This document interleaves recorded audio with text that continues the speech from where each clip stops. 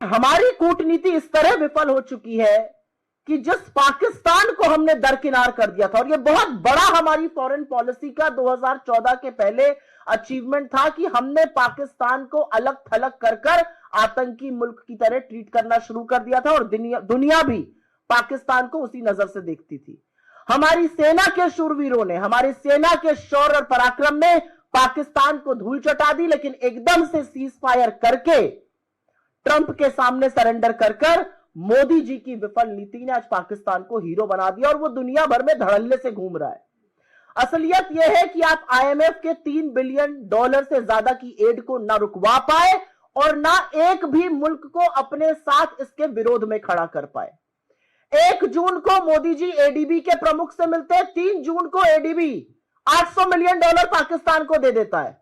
हम बड़ी बड़ी बातें हाँकते हैं वर्ल्ड बैंक के सामने, हम वर्ल्ड बैंक का ब्यौरा दिखाते हैं। वर्ल्ड बैंक पाकिस्तान को $40 बिलियन वहां पर निवेश करने जा रहा है, हम कुछ नहीं कर पा रहे हैं। पाकिस्तान संयुक्त राष्ट्र की उस समिति का उपाध्यक्ष बना है जो काउंटर टेररिज्म पर है।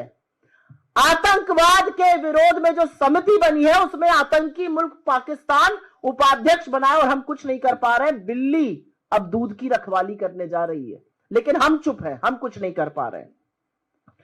पाकिस्तान के बिलावल भुट्टो, उनको शादी ब्याह में नाचने के बाद फुर्सत मिली है तो वो अमेरिका जाकर संयुक्त राष्ट्र में खड़े होकर 45 मिनट तक भारत के खिलाफ जहर उगल रहे हैं, उनके लिए लाल कालीन बिछा रहा है अमेरिका।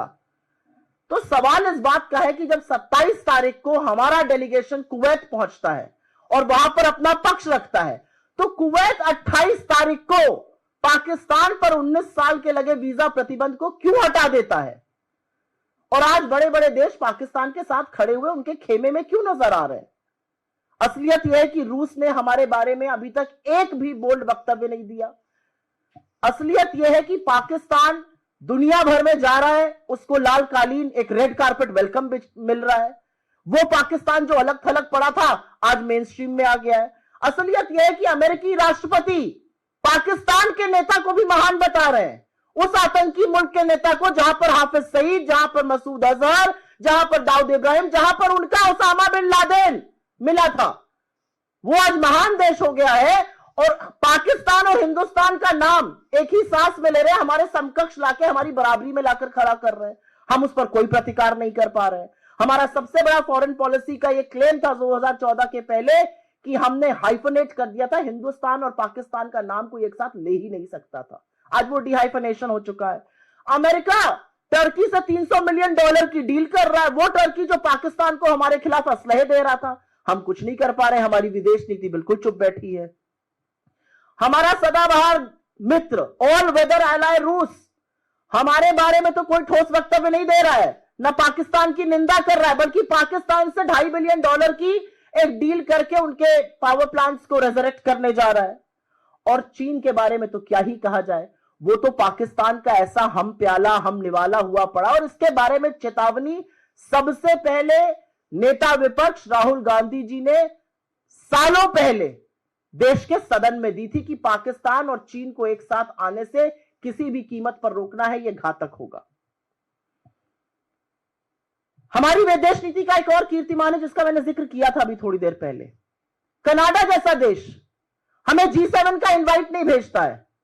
असलियत यह है कि हम अपने आप को वर्ल्ड की 4th लार्जेस्ट इकोनॉमी कह रहे हैं, हम अपने आप को फास्टेस्ट ग्रोइंग इकोनॉमी कह रहे हैं। यह अलग बात है कि सरकार के खुद के आर्थिक सलाहकार इस पर सवाल उठा रहे हैं, लेकिन कनाडा जैसा देश हमें G7 की इनवाइट नहीं भेजता है। वही कनाडा जहां पर मुझे याद है 2010 में राष्ट्रपति बराक ओबामा ने डॉक्टर मनमोहन सिंह के लिए G20 समिट में कहा था, when the Prime Minister of India Dr. Manmohan Singh speaks, the world listens। जब मनमोहन सिंह बोलते हैं तो दुनिया उनकी बात सुनती है। यह बात कनाडा के सॉइल पर कही गई थी, और आज वो कनाडा की हिमाकत है कि हमें G7 का न्योता आमंत्रण नहीं भेज रहा है।